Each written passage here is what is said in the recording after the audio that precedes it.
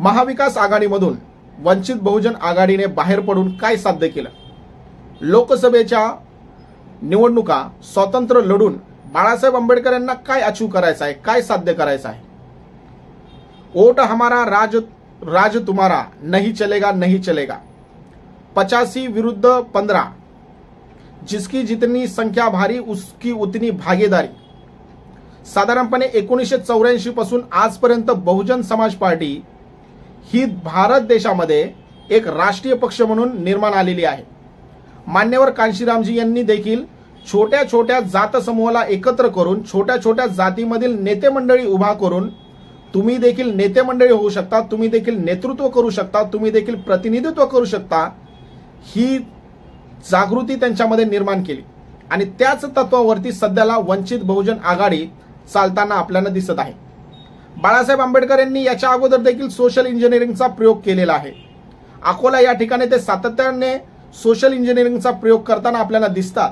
मात्र महाराष्ट्र लेवलवरती त्यांनी 2019ला सोशल इंजिनिअरिंगचा प्रयोग केला. महाविकास आघाडीमधून बाहेर पडून स्वतंत्र निवडणुका लढून बाळासाहेब आंबेडकर यांना काय साध्य करायचं आहे? तर पहिली गोष्ट म्हणजे बहुजन समाजामध्ये लाचारीपेक्षा स्वाभिमान ही गोष्ट बाळासाहेब आंबेडकर यांना साध्य करायची आहे. दुसरी गोष्ट म्हणजे आपल्या हक्काचा आणि आपली देखील राजकीय पार्टी आहे, त्या राजकीय पार्टीला स्वतंत्र निवडणुका लढून हक्काचं पॉलिटिकल चिन्ह त्यांना प्राप्त करून घ्यायचं आहे.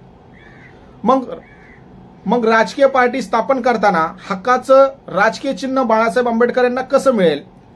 तर ते चिन्ह मिळवण्यासाठी निवडणूक आयोगाने जे नियम आणि अटी ठरवलेले आहेत या पूर्ण जर त्यांनी केल्या तर त्यांना हक्काचं निवडणूक चिन्ह मिळेल. मग ह्या हक्काचं निवडणूक चिन्ह मिळण्यासाठी कोणत्या अटी पूर्ण कराव्या लागतील? तर पहिली अट अशी आहे की महाराष्ट्रातील 48 लोकसभा मतदारसंघामधून 6% वोट आणि 1 लोकसभेची जागा, ही पहिली अट आहे. दुसरी अट, 48 लोकसभांच्या मतदारसंघापैकी जर 2 लोकसभेच्या जागा जर वंचित बहुजन आघाडीने जिंकल्या, समजा पहिली अट पूर्ण नाही झाली, दुसरी अट पूर्ण नाही झाली, तर तिसरी अट अशी आहे की लोकसभेच्या निवडणुकीमध्ये महाराष्ट्रामध्ये जेवढे काही वोटिंग पडेल या वोटिंग पैकी साधारणपणे 8% एवढी जर मते वंचित बहुजन आघाडीने जर घेतली तर वंचित बहुजन आघाडी हा पक्ष राज्यस्तरीय पक्ष बनेल आणि या पक्षाला अधिकृत चिन्ह मिळेल. सध्याला आपल्याला माहिती आहे की शिवसेनेचे 2 गट पडलेले आहेत, एक शिंदे गट आणि दुसरा ठाकरे गट. ठाकरे गट याला देखील अधिकृतरित्या चिन्ह नाही. सध्याच्या घडीला ठाकरे गटाकडे जे मशाल हे चिन्ह आहे हे तात्पुरत्या स्वरूपामध्ये त्यांना देण्यात आलेलं आहे. दुसऱ्या बाजूला राष्ट्रवादीचे देखील 2 गट पडलेले आहेत. याच्यापैकी अजितदादा यांच्याकडे अधिकृत चिन्ह देण्यात आलेलं आहे घड्याळ म्हणून, मात्र त्याच्यावरती देखील सुप्रीम कोर्टाने सध्याच्या घडीला स्थगिती आणण्याच्या निर्णयामध्ये दिसत आहे. तर दुसऱ्या बाजूला पवार साहेब यांचा गट, यांना देखील सध्याला जे काही तुतारी हे चिन्ह दिलेलं आहे हे देखील कायमस्वरूपी दिलेलं नाही. त्याच्यामुळे या लोकसभा निवडणुकीमध्ये या दोन्ही गटाला म्हणजे ठाकरे गट आणि पवार गट या दोन्ही गटाला हे तिन्हीपैकी एक क्रायटेरिया पूर्ण करावं लागेल आणि या तिन्हीपैकी एक क्रायटेरिया पूर्ण केल्याच्या नंतरच हे 2 पक्ष राज्यस्तरीय पक्ष बनू शकतात. बाळासाहेब आंबेडकरांना मुख्यतः करून हीच गोष्ट साध्य करायची आहे. एक म्हणजे त्यांना राज्यस्तरीय पक्ष बनायचा आहे आणि 2 म्हणजे बहुजन समाजातील लोकांमध्ये एक नवीन चेतना निर्माण करायची आहे, त्यांच्यामध्ये नवीन स्वाभिमान निर्माण करायचा आहे की इकडल्या तिकडल्या पक्षांच्या पाठीमागं न पळता तुम्ही देखील नेतृत्व करू शकता, तुम्ही देखील प्रतिनिधित्व करू शकता. हे बाळासाहेब आंबेडकरांना 2 गोष्टी साध्य करायच्या आहेत. आपल्या सगळ्यांनाच माहिती आहे की 2019च्या नंतर बाळासाहेब आंबेडकर यांनी संपूर्ण महाराष्ट्रभरामधील छोट्या छोट्या जात समूहाला एकत्र केलं.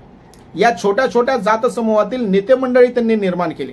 या छोट्या छोट्या जात समूहातील लोकांना त्यांनी निवडणुकीची उमेदवारी दिली. या छोट्या छोट्या जात समूहामध्ये देखील त्यांनी आत्मविश्वास निर्माण केला किंवा करवला की तुम्ही देखील नेतृत्व करू शकता. सध्याला 2019 मध्ये बाळासाहेब आंबेडकर आणि त्या काळामध्ये काँग्रेस आणि राष्ट्रवादी यांची जी काही आघाडी होती यांची युती झालेली नव्हती. त्यावेळी लोकांच्या मनामध्ये एक संभ्रम निर्माण झालेला होता की जर त्यावेळी काँग्रेस आणि राष्ट्रवादी सोबत जर वंचित बहुजन आघाडीने जर युती केली असती तर साधारणपणे 3 ते 4 लोकसभेच्या जागा आणि 15 ते 16 विधानसभेच्या जागा, त्याचप्रमाणे 1-2 विधान परिषद, काही महामंडळे, त्याचप्रमाणे महानगरपालिका, जिल्हा परिषद, पंचायत समिती, ग्रामपंचायतीवरती वंचित बहुजन आघाडीचे काही उमेदवार निवडून आले असते. बाळासाहेब आंबेडकर यांनी 2019ला युती केली नाही, त्याच्यामुळे 2024ला लोकांची जनभावना किंवा लोकांचा रेटा हा महाविकास आघाडीसोबत वंचित बहुजन आघाडीने आघाडी करावी अशाच प्रकारचा होता.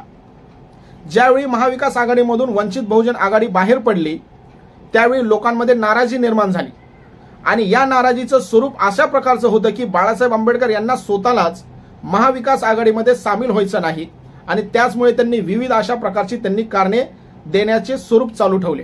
मात्र त्याच्यानंतर बाळासाहेब आंबेडकर यांनी एक व्हिडिओ प्रकाशित केला आणि हा व्हिडिओ टर्निंग पॉइंट ठरला.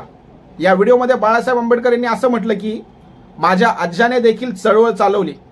चळवळ ही कधीही लाचार नसते, चळवळ ही स्वाभिमानाची असते आणि त्याच्यामुळे स्वाभिमान आणि लाचार या 2 शब्दामुळे ज्या लोकांना असं वाटत होतं की बाळासाहेब आंबेडकर यांनी महाविकास आघाडीसोबत युती करावी, आघाडी करावी, त्यांनी बाहेर पडल्यामुळे याचा फटका आपल्याला बसेल. मात्र या 2 शब्दामुळे पुन्हा एकदा समाजामध्ये टर्निंग पॉइंट निर्माण झाला आणि सध्याच्या घडीला लोकांमध्ये पुन्हा एकदा चळवळ ही स्वाभिमानाची असते, चळवळ ही लाचारीची नसते याचा आत्मविश्वास निर्माण झाला. आपण देखील निवडणुका लढू शकतो, आपण देखील उभे राहू शकतो आणि आपण देखील नेतृत्व करू शकतो, आपण देखील जिंकून येऊ शकतो ही भावना वंचित बहुजन आघाडी आणि बहुजन समाज पार्टीमधील सगळ्या कार्यकर्त्यांमधील, जनतेमधील बाळासाहेब आंबेडकर यांनी निर्माण केलेली आहे. महाविकास आघाडीमधून बाहेर पडून बाळासाहेब आंबेडकर यांना 2 गोष्टी साध्य करायच्या आहेत. एक म्हणजे बहुजन समाजामधील लोकांमध्ये स्वाभिमान जागृत करायचा आहे आणि दुसरं म्हणजे वंचित बहुजन आघाडीला राज्यस्तरीय पक्ष म्हणून त्यांना मान्यता प्राप्त करून घ्यायची आहे. थँक्यू.